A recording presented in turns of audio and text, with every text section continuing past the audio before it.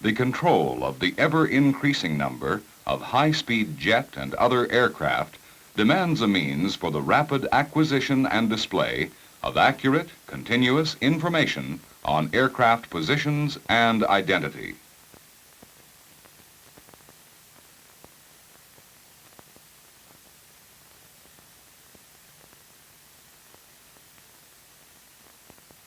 The control of air traffic originates from the ground, and radar is one of the aids used in air traffic control to provide the necessary services.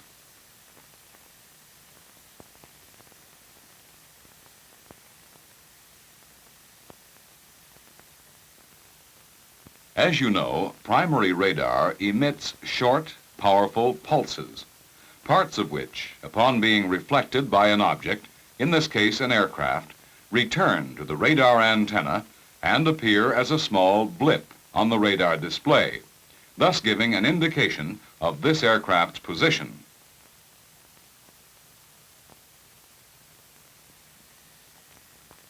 However, today's air traffic control requirements demand more, much more than the position of an aircraft. It must be provided also with means for the immediate and positive identification of an aircraft.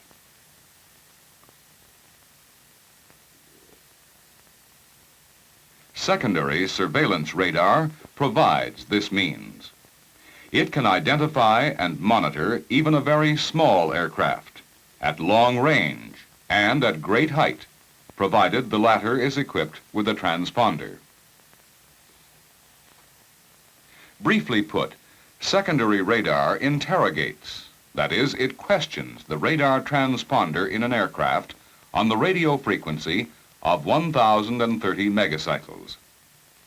This interrogatory signal triggers a reply from the transponder in the form of a new and greatly strengthened signal on the radio frequency of 1,090 megacycles to the ground equipment where it appears on the radar display in a distinct form.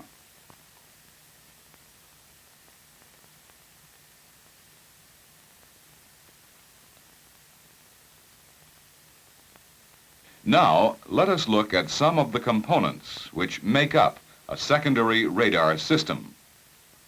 This building houses the interrogator, transmitter and receiver units,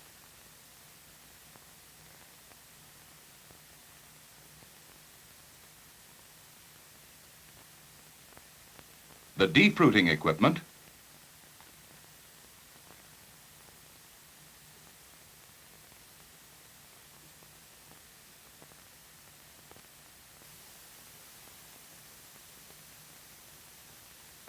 the common and non-common decoders.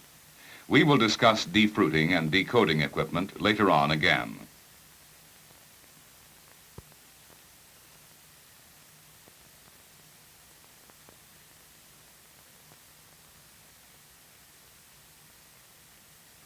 The secondary radar antenna is what appears to be a bar mounted on top of the primary antenna. Both antennas scan the same area simultaneously and in synchronization.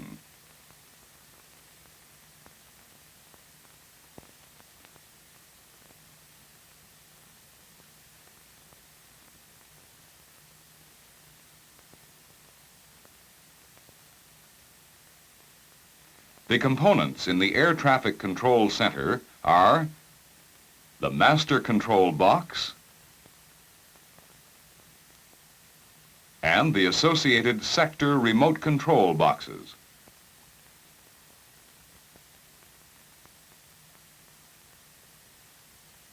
And, of course, the radar displays.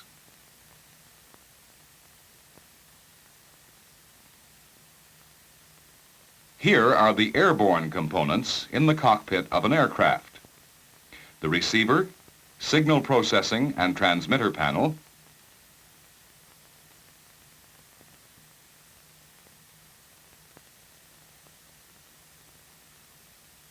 and here the transponder antenna. We will now consider the operation of secondary radar in more detail. The simplest signal which might be used for interrogation is a single pulse. To avoid interrogation by haphazard or random pulses, transponders are designed to reply only to specified pairs of pulses. These are known as modes. It is the time interval between pulses of each pair which determines the various modes now available for use with secondary radar. Thus, a pulse spacing of 8 microseconds gives mode A, and a pulse spacing of 17 microseconds gives mode B. The replies from transponders triggered by modes A and B are used by air traffic control for identification and tracking of aircraft. A pulse spacing of 21 microseconds gives mode C. This has been designated for use in initiating automatic pressure-altitude transmission from aircraft. A spacing of 25 microseconds provides mode D. The use of mode D has not been decided. The air-to-ground replies are also combinations of pulses known as codes. At present, mode A is responded to by 64 discrete reply codes derived from 6 pulse designations. A1, A2, A4, B1, B2, B4. The addition of all the binary digits in the A group or B group totals 7, or the omission of all pulses from a group indicates a 0. However, secondary radar is capable of providing 4,096 discrete codes for reply to interrogation by each of the 4 modes, A, B, C, and D. Various combinations of 12 pulses make this possible. They consist of the 6 pulses in the A and B group we already know, plus 3 C and D pulses of equal value. Again, the sum of the binary digits of each group gives the code designation. For example, 4031. A special identification pulse, or SPI, can be transmitted with any code upon request by the air traffic controller, simply by the pilot pushing a button. The radar display then shows this aircraft as a specially reinforced blip.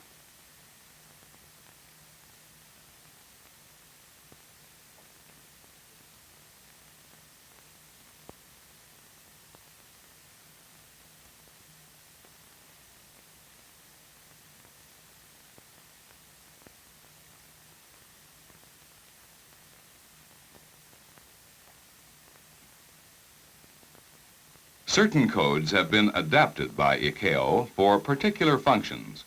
These are the emergency code, 77.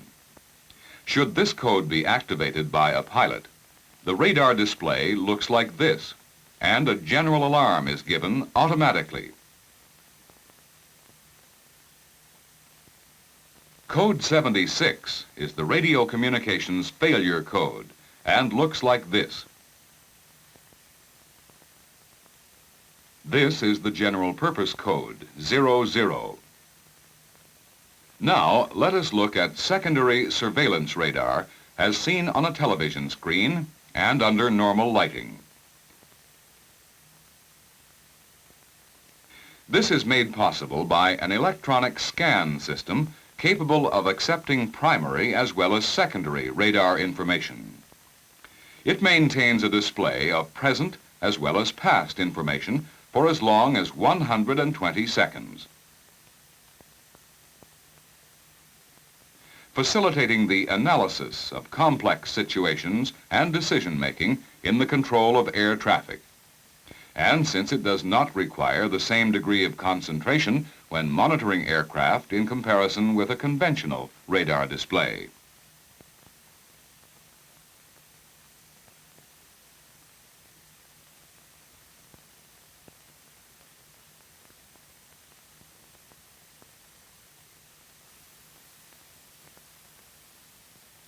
In areas of heavy air traffic, a secondary radar display can be very cluttered with the replies of aircraft to other interrogators in the area, which of course are not synchronized with the display in question. This interference is called fruit.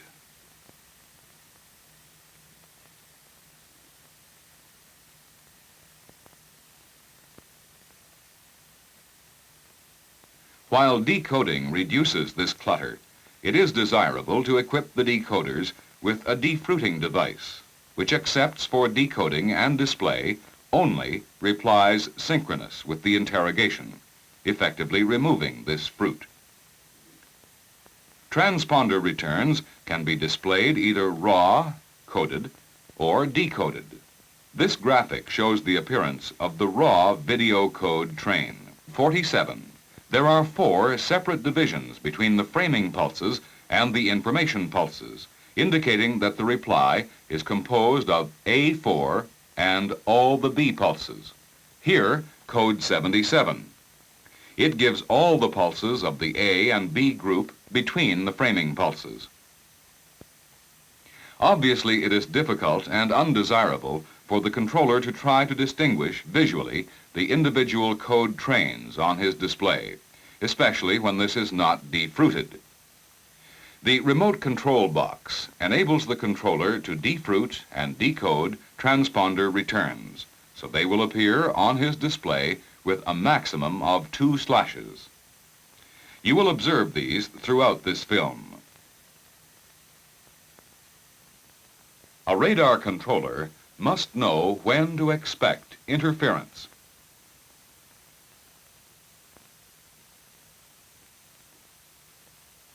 Fades and false targets.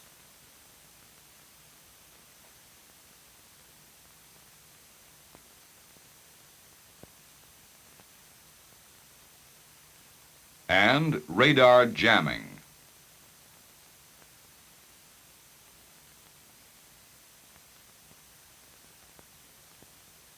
And cope with these situations when they occur. Your instructors will explain these phenomena in greater detail.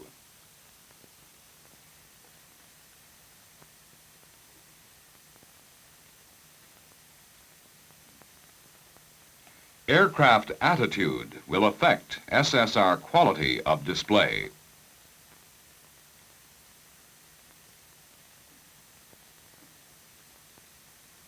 Since the transponder normally is located at the bottom of the aircraft, a turn or steep climb may block the pulse pairs transmitted by the interrogator, and the transponder will not reply. However, in most instances, good primary radar returns may still be observed.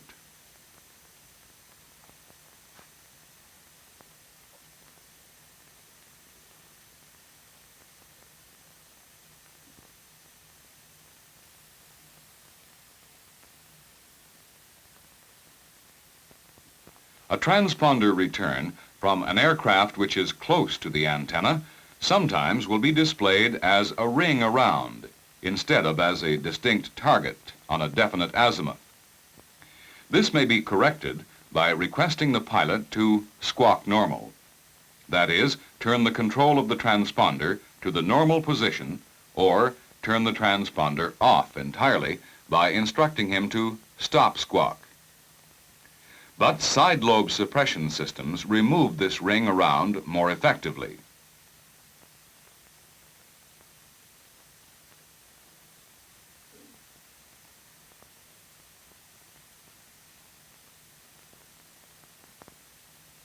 The SSR interrogator antenna radiates the vast majority of its energy within its main beam width. Some energy is radiated in other directions throughout 360 degrees of azimuth. It is known as side lobes. Since the airborne transponder must only be triggered by the pulses in the main beam and not by these side lobes, arrangements are made for an omnidirectional control pattern to be also transmitted by the ground interrogator. The design of the airborne transponder is such that it will only reply when the interrogation is more powerful than the omni-radiation field, and this is only the case within the main beam of the SSR interrogator antenna. This technique is termed side lobe suppression, SLS.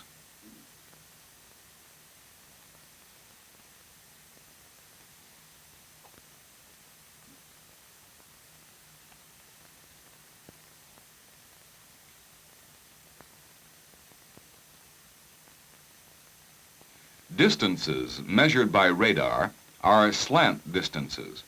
That is, the distance along a straight line from the ground station antenna to the aircraft, and not the horizontal distance to the point on the ground directly below the aircraft.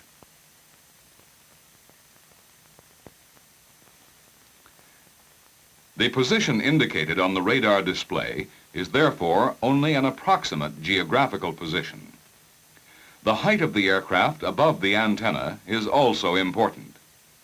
Since the distance measured is the slant distance, the display cannot show a distance which is less than the vertical distance from the ground to the aircraft.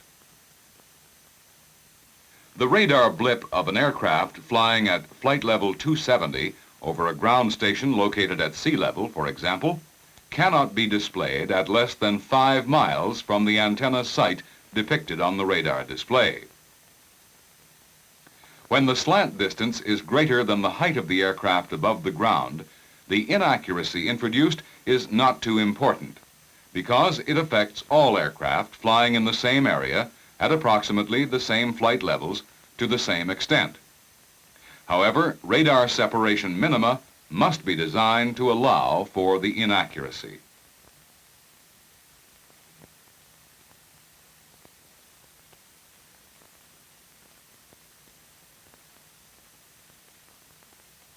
The principal advantages of secondary radar to air traffic control are reinforcement of the primary radar blips, which make it easier to monitor and track aircraft.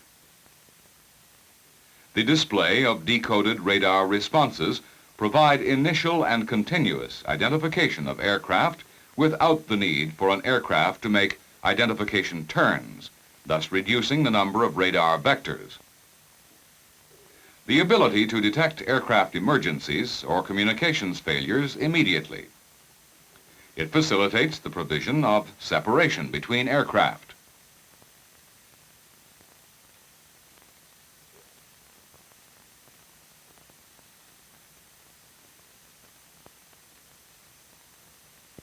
These factors reduce the overall communications workload between controllers and pilots considerably.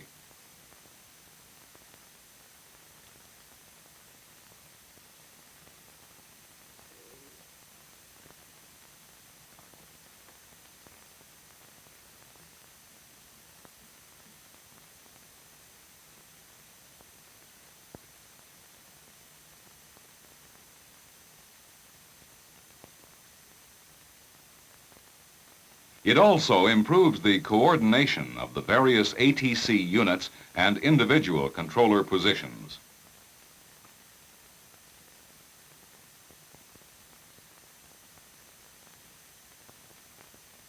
To identify an aircraft prior to accepting responsibility for control, a controller can request a pilot to change the transponder code. The controller will call a specific flight. Pan American 807, this is Friendship Control. Squawk code 47 Alpha and ident. The meaning of this phrase is select Mode A and code 47 and use the SPI, the Special Position Identification Pulse. The pilot, after acknowledging this message, will set his transponder control as requested.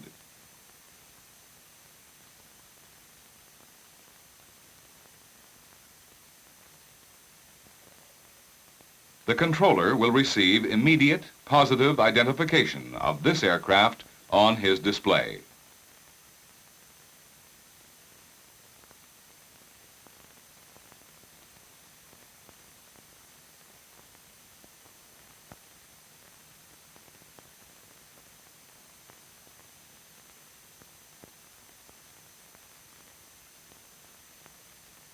Normally, specific code assignments are made for climbing aircraft on departure.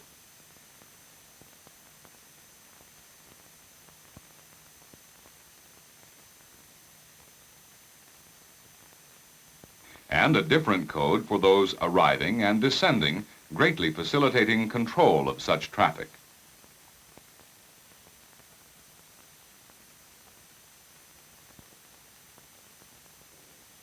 Similarly, different codes may be assigned to aircraft cruising above a specified flight level and those flying below it.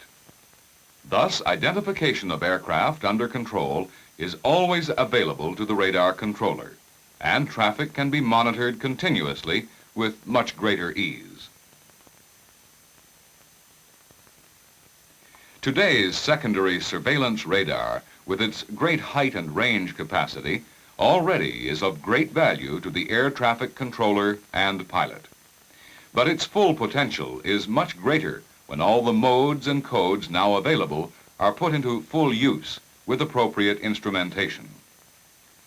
It will provide still better utilization of airspace, allow the automatic tracking of aircraft, give continuous aircraft position and automatic pressure altitude information, allow the automatic visual transfer of control, filter out aircraft not within the bands of flight levels under control, thus relieving the controller from many routine tasks. Indeed, the future of secondary surveillance radar assures still safer and more efficient air traffic control.